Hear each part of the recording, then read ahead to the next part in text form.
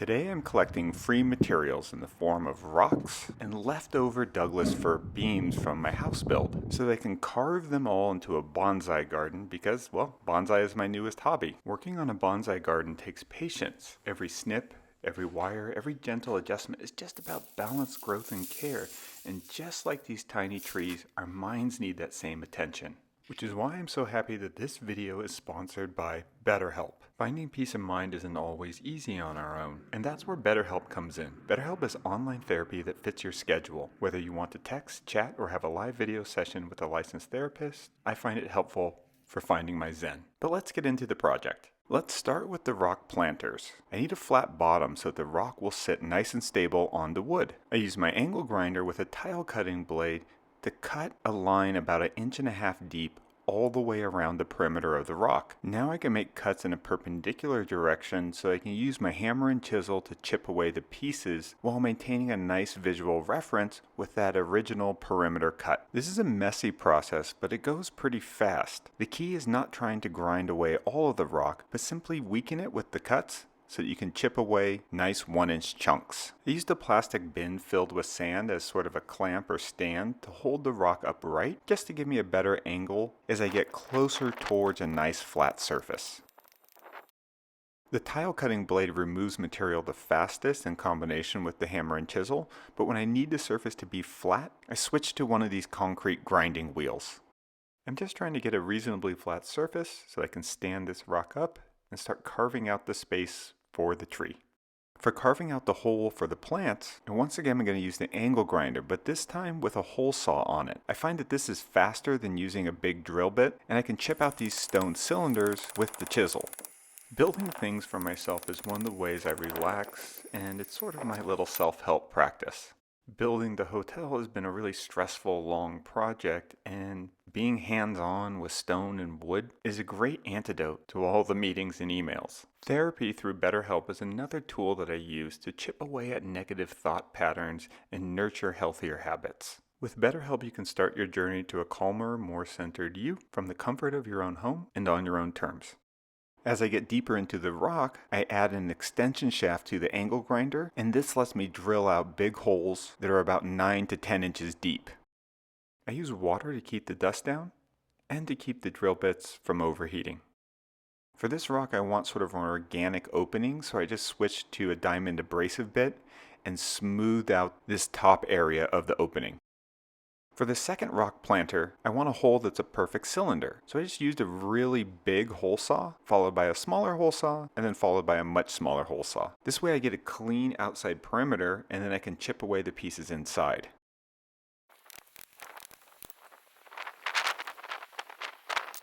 As you get deeper into the rock, these big hole saws have a lot of drag because there's so much surface area coming in contact with the stone itself. So I try to just go about 1/2 inch at a time with the big hole saws and then go deeper and more aggressively with the smaller ones. The biggest rock weighs about 250 pounds, but the process remains the same. I just have a lot more surface area to flatten. With rocks of this size, it's pretty difficult to get the surface perfectly flat, but I just need to get it close enough because I'm going to use epoxy to completely level it later. I made a jig with a Sharpie and a scrap piece of plywood so I could draw an even line around the top. This is just going to give me another line to follow that's parallel to how the rock sits on the ground. Angle grinders and diamond tile blades have been around for a while, but they keep getting better year over year. Brushless motors and these edge batteries from my Ryobi angle grinder have really improved its total power output, and the material technology on stone cutting blades has gotten so much better. I only had to use about 3 or 4 batteries for all the stone carving. I had this leftover 6x10 Douglas fir beam. If you were to buy one of these, it'd probably cost you about $60 to $70. I drilled some holes through the top of it so that I could mark through the holes with the pencils so I had know where to drill through the rock because I'm going to epoxy in some steel anchors. These holes are going to be way oversized, which gives me flexibility to move the beam around and not have to line up everything perfectly, and the epoxy will fill in the gaps. I'm using 3/8 inch hex bolts with these coupling nuts, which I had to trim a little bit, also with the angle grinder. and I screwed them onto the beam, squirted epoxy in the hole, and then weighted down the beam while the epoxy was curing. I let the epoxy cure for 48 hours. Now I can place the top planter stones and start to work on the design of how I want to carve the wood beam. I traced the outlines of the flat stone surfaces because these are the parts that I'm not going to touch. But now I know in between I can use my circular saw to make cuts of different depths and then my machete to chip out this wood. This way I can hog out a lot of material real fast without making too much dust. This is a very crude method for removing wood, and I don't want to get too aggressive with it, so I try to only get within half an inch of my final design contour lines. Bonsai is therapeutic in a quiet and patient way. Machete carving is therapeutic in a totally different way. They are lifestyle practices that I work in along with BetterHelp. So visit BetterHelp today to help find your Zen, and you can get started by clicking the link in the description box below.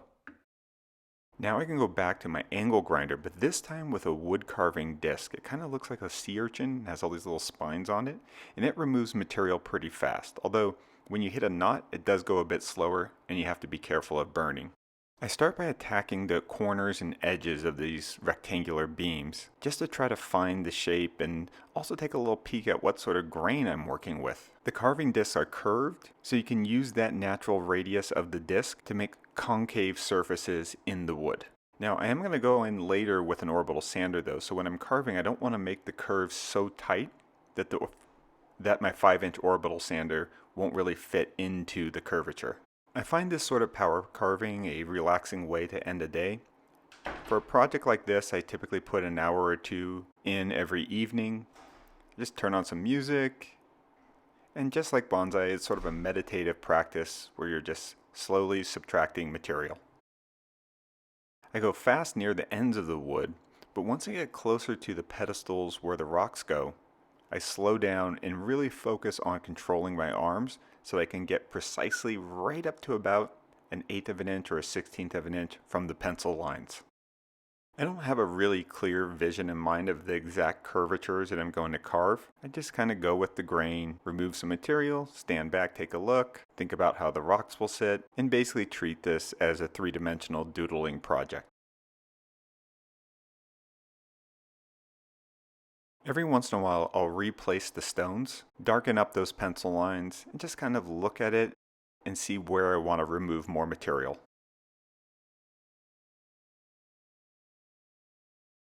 The final shaping comes with my orbital sander, and I just start with 60 grit to smooth out the carving lines before adding a sanding sponge and sanding to 220 grit. I use Rubio Monocoat, which really brings out the natural color of the wood.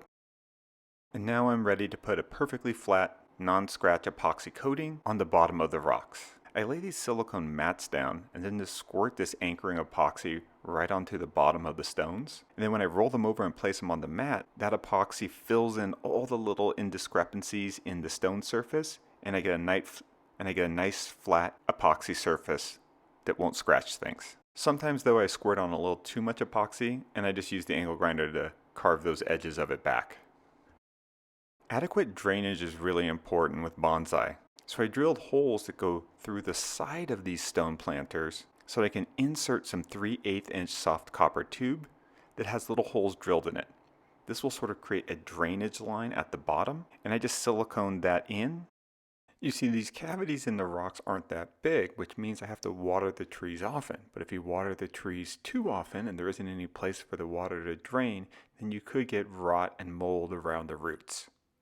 So, drainage is your friend.